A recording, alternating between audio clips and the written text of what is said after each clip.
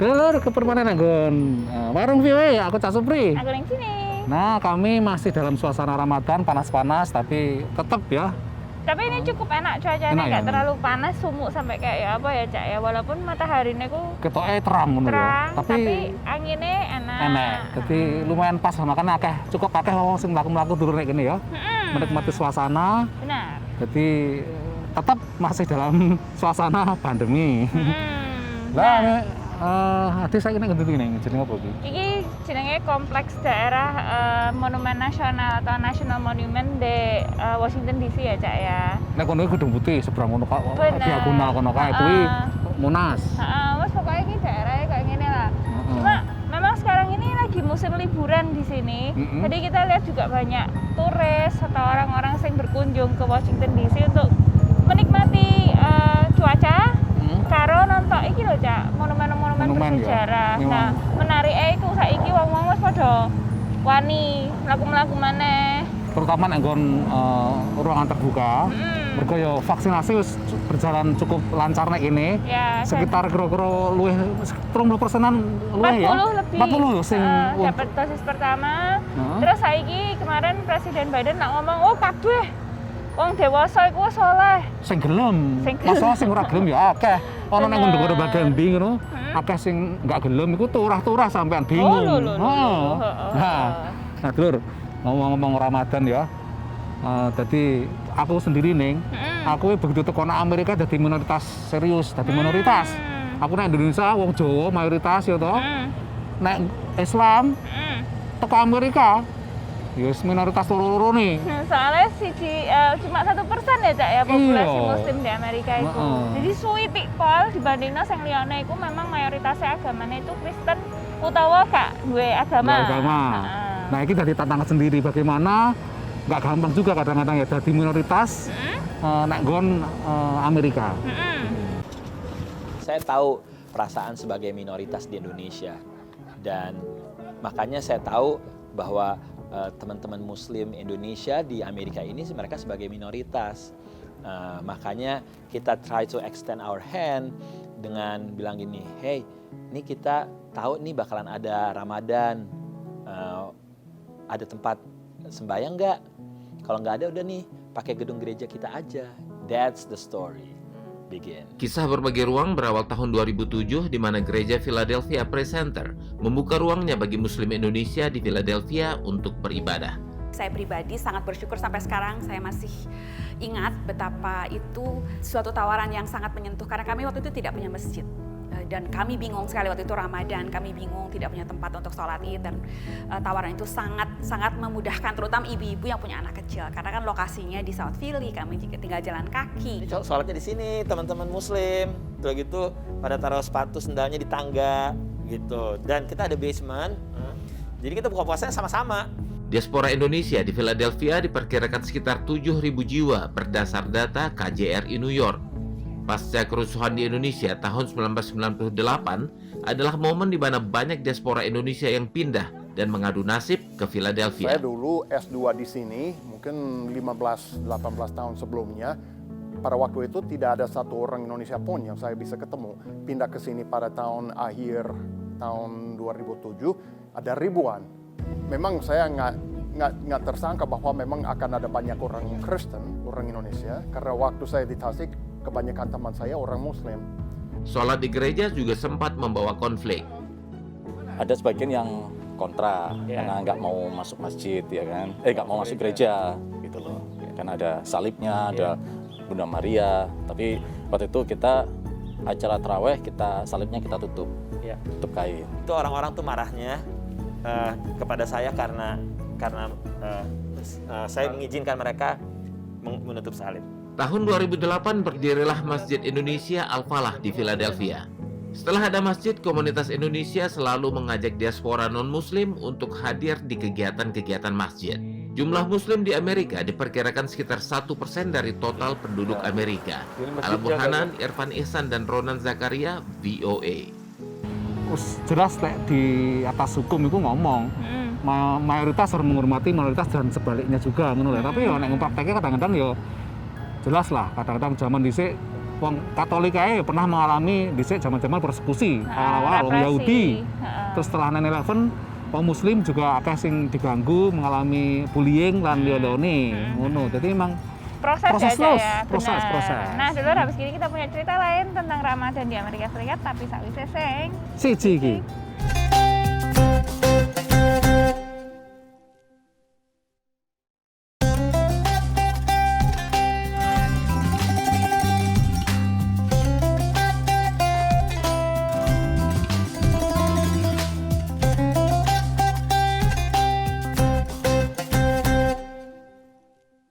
Panas ini. lumayan. Bathuk gilap iki lho. Oh. Gilap. Nah, gue tau pijak sampean Gitu seharusnya. nih. Gak belangkon emang lali ya karena gak belangkon Oh, aja nih. Loh. Aja kamu sampean melupakan kulit ya? Sampean kacang melupakan kulit apa ora? Ora, tetep. Kacang ra ninggal ajarane juga ya toh. Jadi masa nek nggon Amerika wis luwih 20 tahun wis lumutan aku ceritane. Lah piye nek lahir nek Indonesia, gede nek Indonesia ya toh. Teko kene ya mangane ya sik seneng panganan Indonesia, tempe, tahu, Iwak sambal peyek. terasi, iwak peyek. Enake beda ning. Nek kene enak jenenge fine dining, wah sing larang-larang. Heeh. Sing mangane ndaki-ndaki nggih prosedur. Appetizer, pembuka. Ngene akeh kae larang regane. Heeh. Dipangan ora warak. Heeh. Enak. Tapi begitu ketemu sejenis sambel terasi karo lodeh karo gerih, enak tenan cikan kuwi. Stop sampean niku malah luwe kok. Oh iya ya. Enggak apa lah. Tantangan. Tantangan, puasa. Disitulah malah jangan malah orang puasa terlalu dilindungi ning. Oh iya. Ojo seolah dimesakane lah itu kan tantangannya ya. Oke, Cak. Ngono kudune. Mantap semangatnya Cak Su iki. Nah, ngomong-ngomong soal puasa di Amerika ya, Cak ya, apalagi di masa pandemi, terus beribadah, sekarang memang beberapa rumah ibadah itu wis oleh buka maneh. Iya. Nah, di negara-negara bagian tertentu malah semua rumah ibadah itu wis diangkat total, Cak. Oleh kapasitas penuh oleh. Cuma memang prokes setiap rumah ibadah itu harus diterapkan ya, mulai dari pakai masker, Terus jaga jaga jarak. jarak. Nah, udah ribet kan ini Iya, saja nih. bener. Piye caranya supaya mereka itu bisa mengatur kondisi ini secara aman, tapi juga efisien. Nah, Ini kuwi. anak aplikasi nih, Cak. Wes ana aplikasi juga itu, khusus dinggo iku. Iya. Misalkan delok wis cukup apa ora, wis penuh apa ora. Ngono. Dadi supaya menghindari kuwi ya, supaya depet-depetan bareng ora sope ya. Oh, menarik. Terus, Dulur. Selain memeriksa suhu badan dan menjaga jarak, pihak masjid harus memastikan jumlah orang yang melakukan sholat berjamaah menepati kapasitas maksimal yang ditentukan pemerintah daerah. Ini tak mudah dilakukan, mengingat antusiasme Muslim kembali beribadah di masjid meluap. Setelah tahun lalu di awal pandemi, seluruh kegiatan masjid berlangsung virtual. Ini telah diantisipasi pengurus masjid seperti Masjid Ar-Rahmah di Redmond, negara bagian Washington. Karena jumlahnya banyak saya harus pakai register. Tadi udah mulai ramai sekali. Cepat penuh dan diadakan 2 kali. Yang satu habis Isya langsung, satu lagi jam 11 ya. Masjid Ar-Rahmah menggunakan aplikasi pendaftaran untuk membantu memastikan jumlah jamaah tidak melebihi kapasitas. Dan untuk mengetahui jika ada pembatalan atau tempat yang kosong sehingga segera digantikan oleh jamaah lainnya. Ada berbagai aplikasi, salah satunya di masjid. Said no registration required, no user ID to be created. Anyone can download the app and connect it. So you can then search by location to find your masjid, then get notifications from your masjid. And during this COVID, people had to register go to the masjid because of social distancing. They can only accommodate so many people, right? Karena dilakukan untuk umat, maka siapapun boleh menggunakan berbagai aplikasi ini secara gratis. We actually created the entire Smart Jamaat as a community give back program, and we would want to create these tools as at like an enterprise level and give the masjids the tools completely free, so that way masjids would not have to actually spend their resources on just supporting the IT or any of the related activities. Meski gratis, menurut para pembuatnya mereka akan terus mengembangkan fungsi aplikasi masing-masing. Namun yang terpenting bagi para pengurus masjid maupun jamaah, teknologi seperti ini memudahkan mereka menjalankan ibadah selama bulan suci sambil tetap menjaga kesehatan masing-masing. Dan tentunya saat sholat Id mendatang, mereka pun bisa memilih masjid yang masih memiliki cukup kapasitas untuk menampung. Dari Alexandria, Virginia, Yuni Salim dan tim VOA. Assalamualaikum warahmatullah. Tapi memang seperti sekarang aplikasi dan sosial media, teknologi itu banyak membantu kita untuk tujuan itu ya efektif dan efisien itu ya Cak ya. Cuma memang bagaimana kita sebagai manusia itu pinter-pinter menggunakan, jangan sampai digunakan sama sosial media. Nah, nanti berarti tak nonton nanti ya cerita sing liyane ora hubungannya karo Ramadan, tapi hubungannya karo peringatan dino Hari Bumi deh.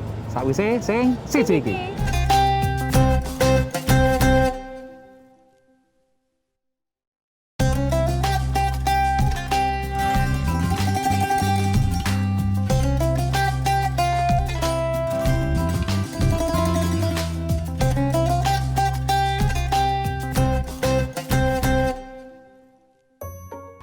Ijo. Royo. Ada pohon, ono banyu, logo lengkap nih guys. Keindahan alam semesta. Tapi ini memang daerah yang cukup padat pohon ya Cak, sekitar pohon cherry blossom-nya itu sekitar 2.000 sampai 3.000-an loh. Rong suket, sampeyan iso ngitung suket ta? Ora apa, sampean ngitungi suket ngono. Oh. Ini emang ngomong tentang ning ya. Hari Bumi sing diperingati tanggal 22 April, saben 22 April kadang-kadang 20 barang. Temanya tahun ini tetap merestore, mengembalikan, merawat bumi sing emang jarene para ilmuwan dalam keadaan emergensi, darurat, berbagai ulah menungso dhewe itu merusak. Ya, selama 1 abad terakhir ya, 100 tahunan terakhir itu memang revolusi industri, terus mari ngono populasi ya membludak, itu jadinya membuat orang-orang itu agak kayak nganggep remeh tentang keadaan bumi ngono lho, Cak. Bahayanya ini, para ilmuwan sudah ngelek nih. Jauh-jauh hari suhu naik, laut naik, glacier itu lapisan es itu podo meleleh kabeh. Jadi memang peringatan akeh, tapi kadang-kadang menungso kuwi nyepelek nih. Nah, ini NASA sampai ikut cawe-cawe karena salah satu misinya itu juga nih. Itu berusaha selama pandemi ini ya, mendemokratisasikan sains. Mengerti kan, Pak? Aku sih wabot temen sampeyan kalau ngomong lho. Ini gawe apps. Supaya tujuannya citizen scientist, jadi kayak jurnalisme, kayak jurnalisme warga, ini kayak ilmuwan warga. Nah, karena sing meskipun nggak ada gelar sing akademik, sing muluk-muluk, tapi kan sing tertarik nang alam semesta, pengen ngerti apa, nanti gawe kuwi apps. Apps sing supaya iso neliti tentang bumi, terutama kok pohon, kadar apa kuwi karbon. Yang bisa diserap dari pohon tersebut. Wah, menarik. Kita tak dengar. Hanya dengan ponsel, orang di seluruh dunia bisa menjadi ilmuwan warga yang membantu Badan Antariksa Amerika Serikat NASA dalam sebuah proyek sains global. Aplikasi Globe Observer mengukur tinggi dan lebar sebuah pohon untuk memperkirakan berapa banyak karbon yang bisa diserapnya. Data lalu dianalisa oleh para ilmuwan NASA. We're here at Bowling Green State University and I have Megan Recker. We're going to be doing a tree observation using the Globe Observer app. Begini cara menggunakannya. Klik ikon trees atau pohon. Now in order to get the height of the tree, she's got to start with the base of the tree. Then she'll take a photo of the top of the tree. 28 steps. We're gonna set our longitude and latitude positions. So now we have the final results. Menunjukkan bahwa pohon ini tingginya sekitar 16 meter. Megan's going to send all her tree data to Globe so that the Globe scientists have access to the measurements that Megan just took. NASA menggunakan sejumlah satelit untuk mengukur tinggi pohon dari luar angkasa. Data dari app Globe Observer digunakan untuk melengkapi data dari satelit, agar ilmuwan bisa meneliti karbon yang diserap maupun dilepaskan oleh pohon ke atmosfer. Smartphone technology, the stuff we carry in our pocket every day, includes some pretty sophisticated tools that are useful for data collections. And so when we realized that the technology was advanced enough, we were able to combine those into a tool to bring the public into data collection. App ini juga menginspirasi pecinta alam Candace Gosson untuk mengorganisir hiking kelompok ke hutan Gunung Tabor di Portland, Oregon. I bring along the app, I bring along the phone, I explain what we're doing. Not only we talk about tree medicine, but we're also talking about how we collectively together are walking and sharing this information with the rest of the world. And so by taking the photos and sharing the information through this app, it becomes a database that anyone anywhere can see. Sejauh ini warga dari 120-an negara ikut serta. I find that students of all ages love being part of a bigger picture. When they make a tree observation, they want to see their point and their contribution on the website so that they know that they made a difference, a small difference, but a difference, that they're helping monitor the health of the earth, and that means a lot to them. Thanks, Megan. Dari Washington DC, VOA. Tujuannya mungkin ya supaya peduli lah ning ya. Benar. Karo sing jenenge bumi iki sing. Karena kalau bukan kita satu orang, siapa lagi? Sekolah. Baik, apik-apik usaha NASA gitu ya. Iya. Nah, bar iki engko sampean tak jak nonton jaga-jaga Nicole karo sinau bahasa Inggris Nur. Tapi sampai seseng. Sejek iki.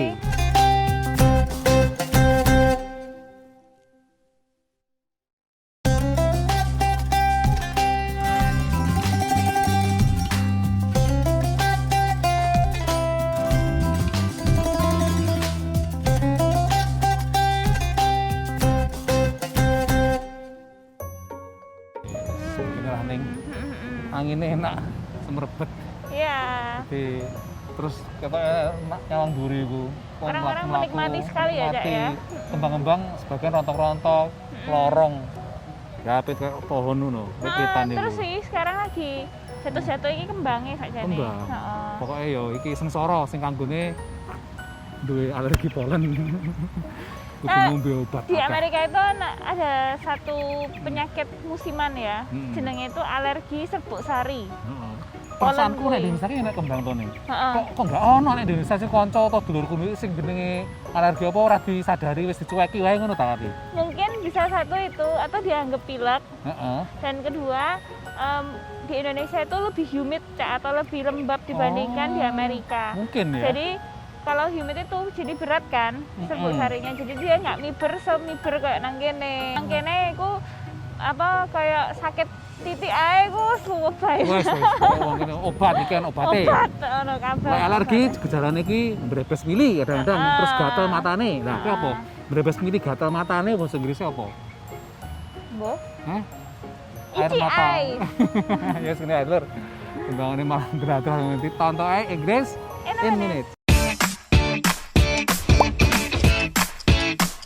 Welcome to English in a Minute. Every language has weather-related expressions. Two common weather conditions are rainy and sunny. Jonathan, are you coming to my lawn care party? We need to mow the lawn, pull the weeds, and cut down a dead tree. Of course, I will be there. You know, you also said you were coming to my paint my kitchen party, and you didn't. This time I will. Come rain or shine, I will be at your place Saturday morning. Come rain or shine means something will happen no matter what. It's a promise. You can even use the phrase when talking about the actual weather. So, if you invite people to an outdoor party, you can tell them it will happen come rain or shine. And that's English in a Minute. Giliran neko-neko.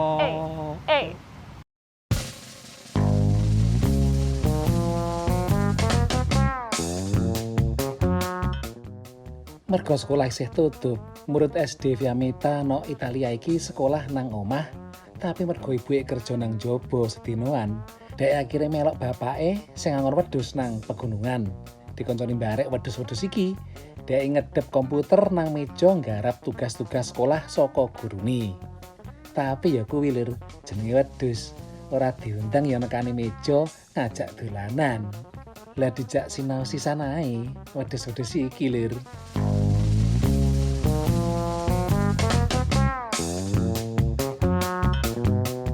Para aktivis nang kutha Irkutsk, Siberia nandai 60 tahun menungso pisanan mabur nang luar angkasa mbarek nganggo kostum tokoh-tokoh Star Wars.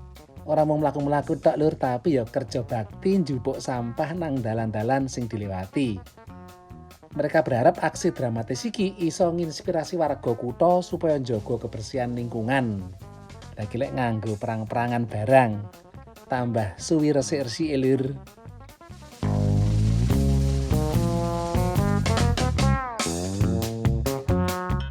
Lagi enak-enak siaran langsung perkara hawa sing anget nang kutha Moskow.